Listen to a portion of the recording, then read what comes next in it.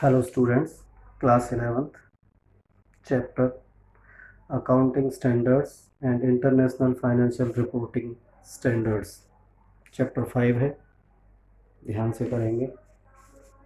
Chapter का नाम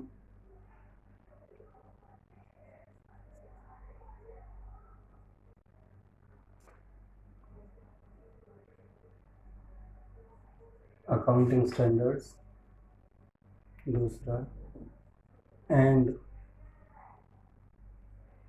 international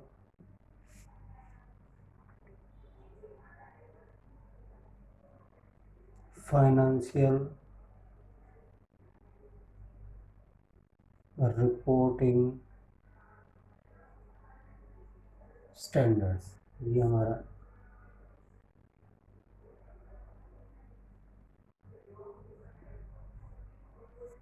chapter का नाम है। ये चैप्टर 5 है। इसमें सबसे पहले हम इस वर्ड की बात करेंगे, स्टैंडर्ड। स्टैंडर्ड में पहले एक एग्जांपल देखिए। सपोज करिए कोई भी फूड आइटम है, कोई फूड आइटम हमने ले लिया। फूड आइटम में हमने ले लिया है जैसे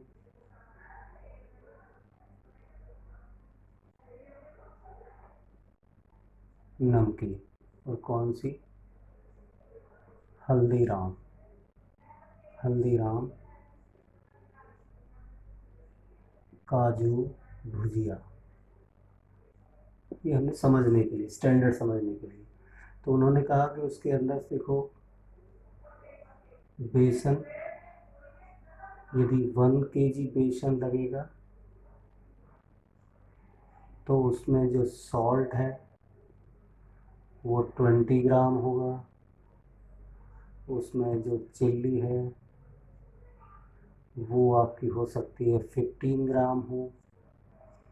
उसके बाद जो कलर डलेगा वो कलर का कोई अपना एक स्टैंडर्ड है। जो मसाले हैं उनका एक अपना स्टैंडर्ड। तो सब कुछ मिलाकर जब जाके एक नमकीन तैयार होती है, तो ये सारे के इसके इंग्रेडिएंट हैं, और इन्हीं इंग्रेडिएंट से हमारी ये नमकीन तैयार हुई है। तो यदि फूड आइटम ना होकर अकाउंट्स होता तो इस बात को कैसे समझते। अब तो ये जितने भी ये आइटम हैं इनको मैंने बोल दिया रूल्स एंड रेगुलेशंस। जो रूल एंड रेगुलेशंस आपके फॉलो हो जाएंगे, वो सारे के सारे फॉलो अपने अकाउंट्स में किए जाएंगे, तो वो एक हमारा स्टैंडर्ड मेंटेन होगा। उसी स्टैंडर्ड को मेंटेन हमने अकाउंट्स में करना, उसके ऊपर ये चैप्टर सारा हमारा चलेगा। तो अकाउंटिंग स्टैंडर्ड्स, तो अब अकाउंटिंग स्टैंडर्ड्स की ही हम एक बात कर लेते हैं। ये कहता है certain standard must be followed for preparing the financial statement. Accounts में क्या बनता है सर, फाइनेंशियल स्टेटमेंट्स बनती हैं। फाइनेंशियल स्टेटमेंट में trading account, profit and loss account, और पोजिशनल स्टेटमेंट में बैलेंस शीट, बैलेंस शीट। तो जब हम इसको बनाएंगे, इन अकाउंट्स को बनाएंगे या इस बैलेंस शीट को बनाएंगे, तो हम उसके अंदर क्या फॉलो करेंगे, हम अकाउंटिंग स्टैंडर्ड फॉलो करेंगे। तो accounting standard is the certain rule and regulation which is applied in the accounts on which the accounts are prepared. While accounts are prepared, it means your financial statements are prepared. These are the totally based on the standards, or such standards are prepared by the certain authorities. वो आगे की बात होगी, पहले आपने इसी word पे ध्यान रखना कि स्टैंडर्ड किसको कहा गया है। नेक्स्ट का है सो देयर में B minimum ambiguity and uncertainty. यदि हम स्टैंडर्ड को मेंटेन कर लेते हैं तो अकाउंट्स के अंदर इल्यूजन, जिसे एम्बिग्यूटी, जिसे भ्रम कह सकते हैं, भ्रम पैदा नहीं होगा। यदि आप स्टैंडर्ड को फॉलो करते हैं। नेक्स्ट आपका क्या नहीं होगा, एम्बिग्यूटी और अनसर्टेनिटी। दूसरा है अनसर्टेनिटी, इसमें क्रिएट नहीं होगी यदि हम रूल को फॉलो करते हैं। अब चलते हैं इसकी आगे की स्टोरी पर।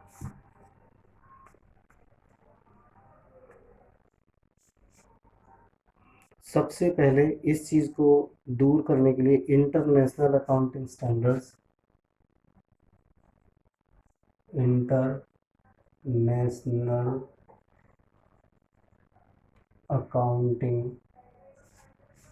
इंटरनेशनल अकाउंटिंग स्टैंडर्ड्स कमेटी कब बनी, 29/6/1973 को। इसमें किस किसने ज्वाइन किया, इसने ICAI और institute of cost and works accountant of India, दोनों ने ज्वाइन किया। इसका मतलब है जो CA बनाते हैं, और ये क्या है, जो कॉस्ट अकाउंटेंट हमारे इंडिया में जहाँ से डिग्री लेते हैं, तो इन दोनों ने, अब ये जो CA जहाँ से बनते हैं, यानी CA बच्चे जहाँ से करते हैं, उस इंस्टीट्यूट का नाम है institute of chartered accountant of India. तो institute of chartered accountant of India भी इंटरनेशनल अकाउंटिंग स्टैंडर्ड कमेटी का मेंबर बन गया। और ये क्या बनाता है, रूल। और रूल कोई क्या कहा है हमने यहाँ पर, स्टैंडर्ड। स्टैंडर्ड बनाता है इंडिया के अंदर, किसके लिए, अकाउंट के लिए। तो आप समझ गए होंगे कि हाँ, ये इंटरनेशनल कमेटी जब बनी थी इसमें, तो हमारे इंडिया के 2 बड़े इंस्टीट्यूट भी इसके मेंबर बने थे, और वो क्या बनाते थे, रूल एंड रेगुलेशन, जिन्हें हम स्टैंडर्ड कहते हैं अकाउंट्स में, इंडिया के लिए। उसके बाद आगे चलते हैं, नेचर ऑफ अकाउंटिंग स्टैंडर्ड। थोड़ा सा अकाउंटिंग स्टैंडर्ड्स के नेचर के ऊपर थोड़ा सा काम करते हैं। क्या नेचर रहेगा, नेचर ऑफ अकाउंटिंग स्टैंडर्ड, इसे हम नीड भी कह सकते हैं। Accounting standard lay down the norm accounting policy and lay down the cost. इसमें क्या होता है, ले डाउन द नॉर्म्स, और नॉर्म कोई कहा गया है रूल्स। नंबर नेक्स्ट क्या है, due to the diversification are remove in account if there are any diversification, ठीक है ना, diversification can be removed by accounting standard. Company है या फर्म भी है, दोनों के अंदर किसी भी चीज़ को डाइवर्जन आ रहा है किसी भी रूल रेगुलेशन को लेकर, तो उसे शॉर्ट आउट कौन करेगा, अकाउंटिंग स्टैंडर्ड ही करेगा। नेक्स्ट है method given solve the more accounting problem. Number 3 है कि अकाउंटिंग स्टैंडर्ड एवरी या more problems in accounts are solve. उसे क्या कर देता है, सॉल्व करता है, हेल्प करता है सॉल्व करने में, कि कौन सा काम कैसा होगा। अकाउंट्स के सारे रूल उस अकाउंटिंग स्टैंडर्ड में लिखे होते हैं। नेक्स्ट हमारे पास है accounting standard help providing genuine financial statement and concern users. अब यूजर्स, जितने भी यूजर्स हैं, इन्वेस्टर्स हैं, क्रेडिटर्स हैं, बैंक हैं, उन्हें किस चीज़ की ज़रूरत पड़ती है, सर फाइनेंशियल स्टेटमेंट की। फाइनेंशियल स्टेटमेंट किस पर बेस होती है, अकाउंटिंग स्टैंडर्ड में। और अकाउंटिंग स्टैंडर्ड क्या है कि सर रूल्स और रेगुलेशंस हैं, तो इसके बेस पर ये चीज़ तैयार की जाती है। तो इन्वेस्टर्स जो हैं उनकी रिलायबिलिटी के लिए रूल पर ही बेस्ड अकाउंट को एक्सेप्ट किया जाता है। Accounting standard limit area. एक लास्ट है नंबर 4 के accounting standard provide the area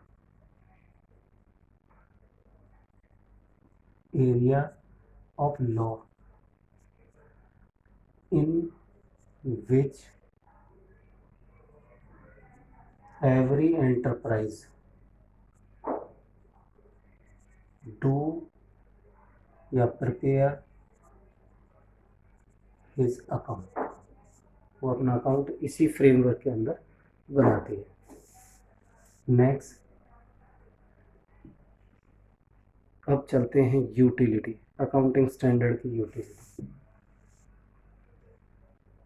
utility और advantage,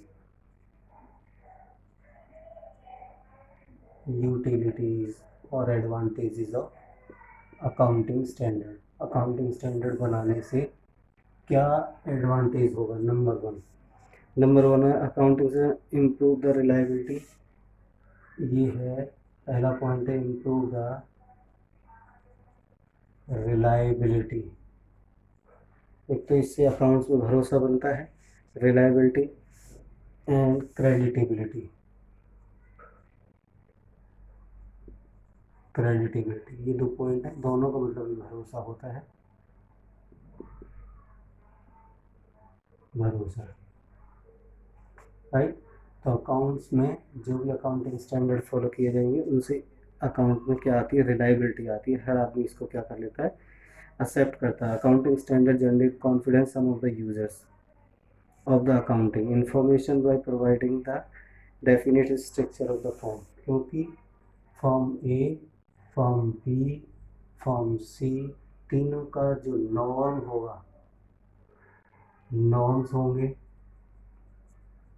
structure, formation of account जो होगा वो सबका सेम होगा। तो उसमें क्या आ जाएगा? रिलायबिलिटी और क्रेडिटेबिलिटी आ जाती है यूजर्स के लिए। Point next, it ensure the consistency and comparability of the financial statement. वही तरीका, फॉर्म ए, फॉर्म बी, फॉर्म सी। यदि हम फाइनेंशियल स्टेटमेंट को कंपेयर करें 2018 और 2019 की, तो हम तभी कंपेयर कर पाएंगे जब ये सारे के सारे किस पर होंगे? अकाउंटिंग स्टैंडर्ड्स पर बेस होंगे, अदरवाइज नहीं कर पाएंगे। तो ये इसका एडवांटेज है। It reduce the chances of the ambiguity. Next point, it यानी accounting standard reduces the malpractices, manipulations, chances of manipulation, यानी chances of manipulations and fraud। यदि फर्म ए और बी कोई भी फ्रॉड कर रही है, यानी चीज insufficient disclosure इन अकाउंट है, यानी अकाउंट में पूरी बात तो उसमें दिखाई नहीं गई है, तो उसे हम फ्रॉड कहेंगे। कोई करने की कोशिश कर रही है तो अकाउंटिंग स्टैंडर्ड्स उसको रिड्यूस करते हैं, कम से कम वो चीज़ें होंगी यदि हम अकाउंटिंग स्टैंडर्ड को फॉलो करते हैं तो। क्यों? क्योंकि इसमें क्या होता है, ये तो रूल एंड रेगुलेशंस होते हैं, तो हमें ये फॉलो करने ही चाहिए। तो ये एक एडवांटेजेस होता है सारी फर्म्स को। नेक्स्ट, फिर कहता है helpful to the auditor. Helpful to auditors कौन होते हैं? जो ऑडिट करते हैं। उनकी फिगर क्या होती है? उनकी जो रिपोर्ट्स तैयार होती हैं वो रिलायबल होती हैं, लेकिन रिलायबिलिटी बेस्ड किस पर होगी?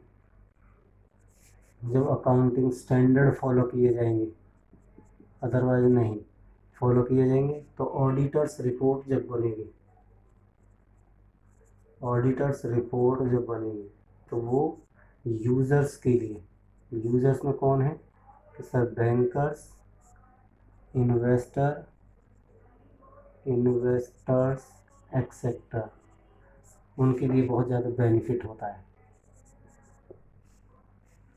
तो ये आपने पॉइंट सारे समझ लें कि अकाउंटिंग स्टैंडर्ड्स, एक बार फिर देख लो। Accounting standards are the rule and regulation which provide the framework to the every company in India on which every company make their accounts, or due to this accounts have a capacity to reliability, comparability to the users like creditors, investors, bankers, etc. तो I think you have to understood it. तो please अब channel को share करें, subscribe करें, और कोई doubt है तो टीचर्स को कमेंट में लिखकर भेजें। Thank you very much.